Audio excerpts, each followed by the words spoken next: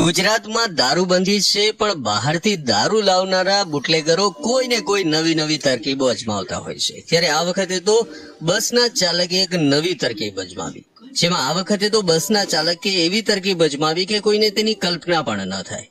રાણીપ વિસ્તારમાં RTO circle પાસે એસએમસીએ દરોડા પાડ્યા અને બીજા સ્ટેટમાંથી આવી રહેલી આ બસના જે સ્લીપર કોચ હોય તેમાં પેસેન્જરની સીટની નીચે એક ચોરખાનું તૈયાર કરવામાં આવ્યું હતું અને તેની અંદર આખી દારૂની પેટીઓ ઉતારી દેવાઈ હતી.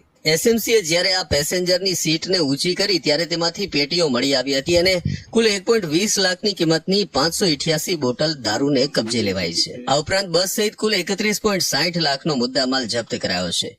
આ બસ રાજસ્થાનથી આવી રહી હતી, જેમાં દિલીપસિંહ દેવડા, વિક્રમ ગરાડ અને છગનલાલ માલી નામના વ્યક્તિની ધરપકડ કરવા